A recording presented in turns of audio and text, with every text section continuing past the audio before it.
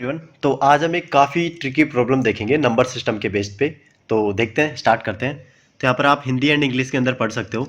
तो यहाँ पर स्क्वायर ब्रैकेट के अंदर x denotes the greatest number, integer value है उसकी जस्ट बिलो x, ठीक है।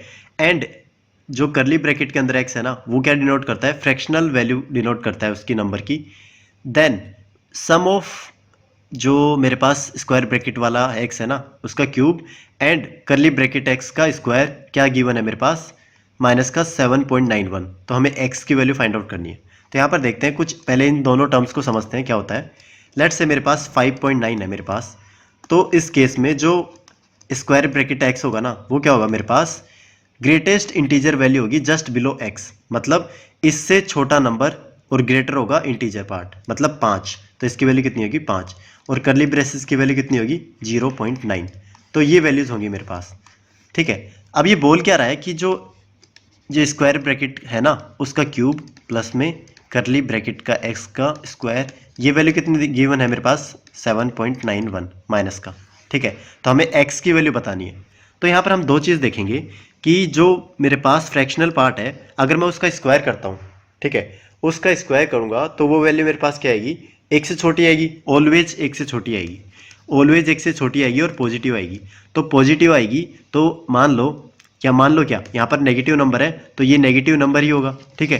तो ये नेगेटिव नंबर होगा तो ये कुछ क्यूब नंबर देगा, उसमें से मैं पॉजिटिव का कुछ सब्ट्रैक्ट कर रहा हूँ, मतलब एक से लेस सब्ट्रैक्ट कर रहा हूँ। मतलब वो क्या रहेगा, मान लो मेरे पास 9 है तो 8 से 9 के बीच में वैल्यू रहेगी उसकी।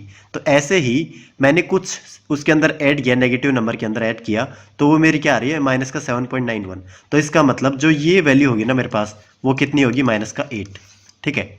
इतना पकड़ सकते हैं हम, क्योंकि यहाँ पर हम क्या कर रहे हैं, एक से छोटा नंबर ऐड कर रहे हैं। तो इसकी वैल्यू माइनस का 8 है, तो ये जो स्क्वायर ब्रैकेट x है ना, इसकी वैल्यू कितनी होगी, माइनस का 2, ठीक है। ये ग्रेटेस्ट पॉसिबल इंटीजर है मेरे पास, ठीक है।